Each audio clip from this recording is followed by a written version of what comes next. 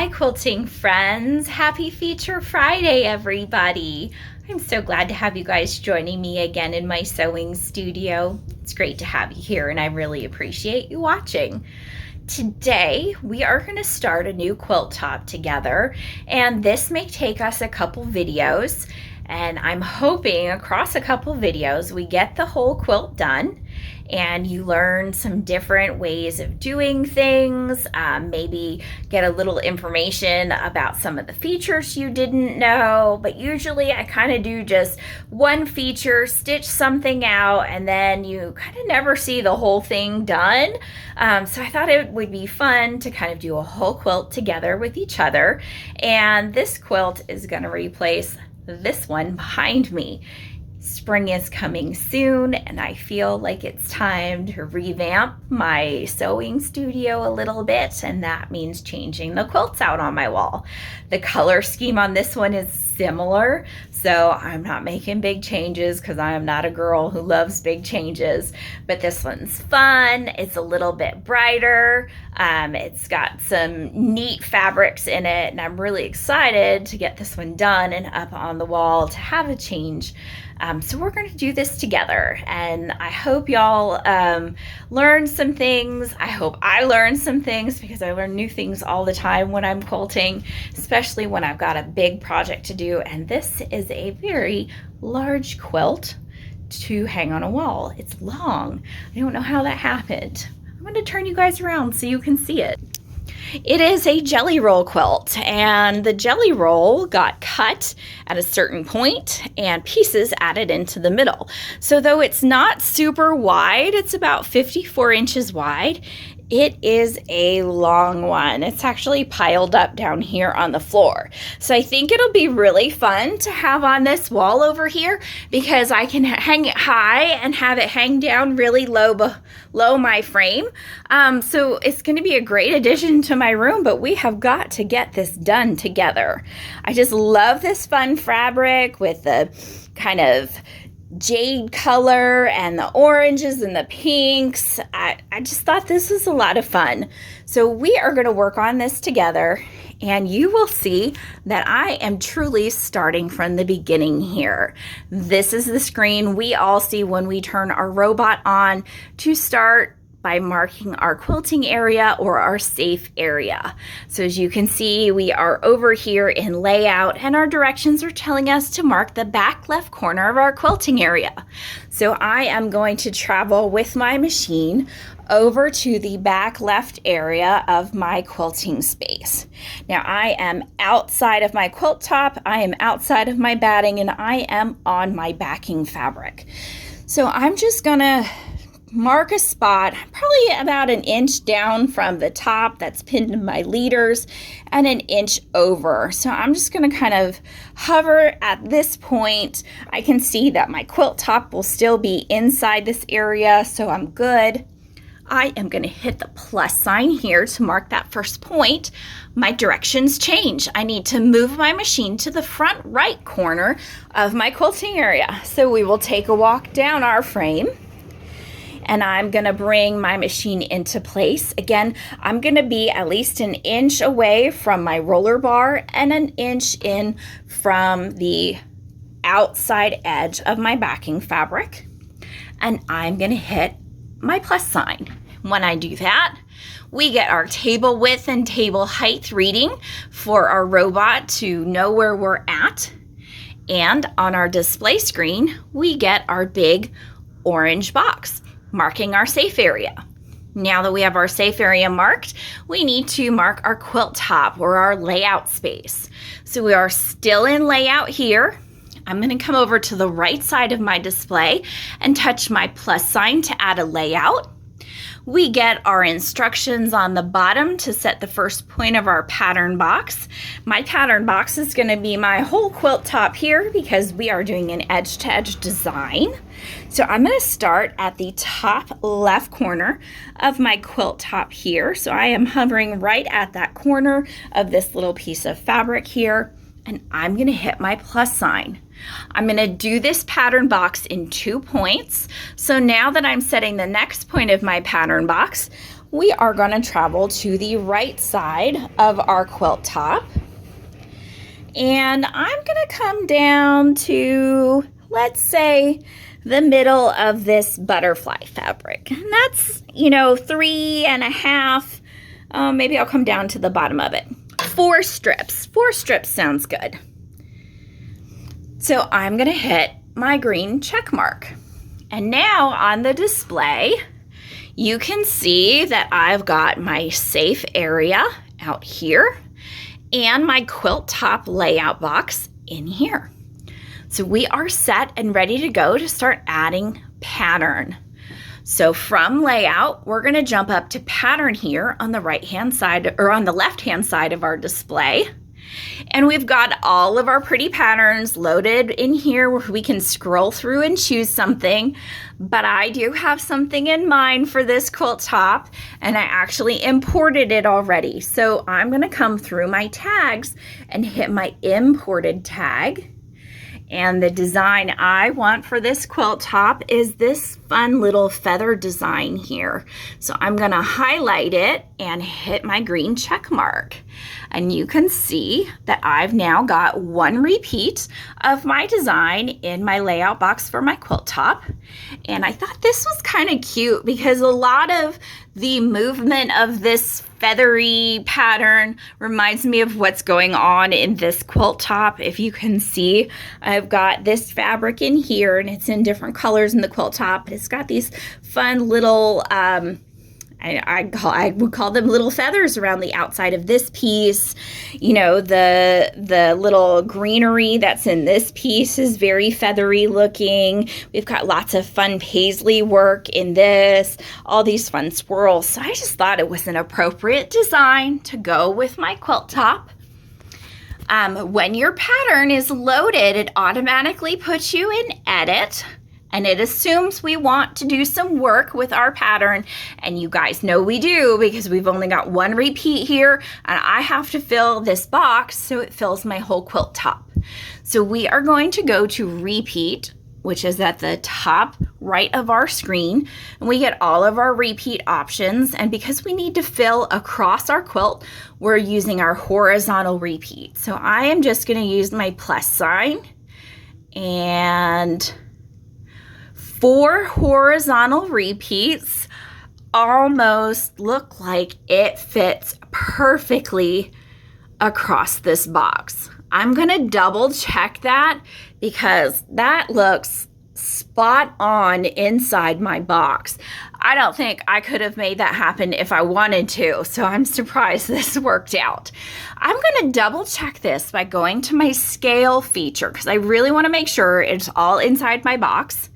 And to do this, I want to rescale it and I want to use my proportion lock. Remember, your proportion lock is going to keep the integrity of your design as it was intended. So I want to keep my feathers looking this way, and I know I'm not filling up my whole box, but that's okay. So my design's just a little bit smaller than my layout box. If I take my proportion lock off, I'll show you what happens when I hit auto scale. So it's going to change my design width and height wise to fit my layout box, and it's not going to matter if it keeps the design in proportion. So when I do this, I still have my feather design. It's just kind of stretched the width out on that. And though that looks okay, I don't think it looks as nice as the original design. So I want to go back to that and use my proportion lock just to double check things. I'm going to use my undo button here. So I'm going to undo what we did. So I'm undoing, and it put it back to the way we had it. I'm going to lock my proportions. And I'm going to hit my auto scale just to be sure everything's fitting inside my box. And I did that. Everything looks lined up, but you notice that it did move to the bottom of my layout box. That's fine because it's really easy to move it back up to the top. I'm going to hit my move button, and the very top button here will move us vertically upwards to the top of our layout box. So when I do that, I'm back at the top of my layout box. all of the little black lines that are around my design fit perfectly on top of the orange lines that are my quilt top, and I think we are ready to stitch out our first row of feathers. So before we do this, I'm going to take one extra step, because like I said, this may take me through a couple videos to do. I want to make sure I save this layout so I can bring it back up at another day, or if I shut everything down and come back to it later tonight or tomorrow, I have this layout saved so that I can bring it back up anytime I want to. To do your saving of your layout, you actually have to go back to layout. And there's no reason why you can't go back and forth between your different features over here. So I'm going back to layout. Here's my design still in my box. I'm going to go ahead and click on that button so I can see everything. So you can see I've got my safe area, I've got my layout box, and I've got my pattern in it. We're going to come over here to the right hand side of our display, and we're going to hit the little disc with the pencil on it to save this layout. It's going to save our pattern, our layout box, and our safe area. I'm going to hit that button, and when we do that, we get a keyboard so that we can name our layout, whatever it is we want to name it, to save it. I'm going to call this strip quilt because it used jelly roll strips. A little obvious, but I don't have time to think of fun, wonderful names for my quilt top right now. I'll name it at a different time. Right now, strip quilt will do. I'm going to hit my check mark here, and it says that my layout is saved. I'm going to double check that it's saved because I never trust myself, and I don't want this to disappear forever and have to recreate all of it. So I'm going to come up to my little file folder here. This is where our saved layouts are. And if I hit this, I can see that it says stripquilt.qla right there, and I know that I have it saved to bring up at a later date. And we will probably bring this up at a later date together on a different video. But right now, we know we've got this saved. And the only other thing I want to do is, because I know when I go to bring it back up on another day out of this file folder up here, I'm going to be asked for a point of origin. And your point of origin is usually the first point you marked when setting up your whole layout. And the first point that I marked when setting up my whole layout is my safe area in my top left corner. So I'm going to mark this area just so that I have it, and it's kind of in my head on where that is on my backing fabric. So I'm going to take my crosshairs here, and I'm going to slide my machine, and my crosshairs, remember, they follow where your needle is. So I am going to slide my crosshairs until they meet up with the horizontal and vertical lines of that safe area box. So I'm going to try and get them lined up really, really carefully. And where they meet and where all those little lines disappear, oh, see, they've disappeared underneath the blue lines. I'm going to take a marking tool. This is just a heat erase pencil. I'm going to mark that spot. That is my point of origin for this particular layout right now. So I'm going to mark that. If you have a chalk pencil, or since you're on backing fabric, you could even use a regular pencil if you're not worried about it coming off. But marking your point of origin kind of gives you a reminder of where you were on your quilt top in case you need to bring this back up later. So I'm just marking that. It's a visual for me knowing, you know, I'm kind of an inch in here, and I may need to kind of bring that information back up in my brain at a later date. So I've got my layout saved. I've got everything set and ready to go. I marked that point of origin just in case I need it at a later date. So I am ready to hit my home button, engage my needle, and get started. All right. I'm gonna put my pen down, guys, because I do not need that right now. Okay, so we are gonna do a single stitch with our machine. So I am gonna cycle my needle and hit my check mark, and then it says pull up my bobbin thread. So I'm just gonna move my machine out of the way a little bit, pull on my thread here to pull my bobbin thread out from underneath, and hit my check mark. We are going to recenter. Your butler does that for you. It says cycle my needle to lock my stitches. So I cycle my needle 3 times. You cycle your needle however many times you want to. Or if you are someone who likes to bury your threads in your quilt, just make sure you leave yourself long enough tails where you can do that. I'm going to hit my check mark here.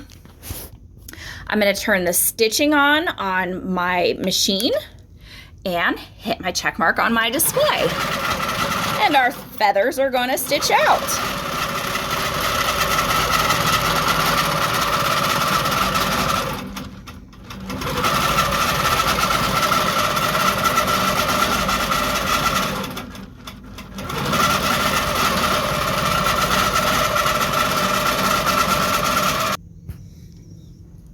All right, everybody, we are finished with row 1 of our fun feathers here. I'm so pleased with how it turned out. I am loving it. So as you can see here on the screen, we are still in our home screen and we have finished out right here at the very end. So I think this is where I'm gonna leave you today, but I think our next video, we're going to work with our nesting feature so we can do our next row. Thank you guys so much for joining me today. I appreciate y'all being here and going on this quilt journey with me. I'm so pleased with how those feathers turned out. You know, sometimes you buy something online and you hope it's going to look good on your quilt and you just never know. And I'm really glad at how this feather design is looking on this quilt top. I look forward to seeing you guys next week where we work on the next row of this quilt and maybe another few fun things will pop up as we go. Thank you so much and we'll see you guys real soon.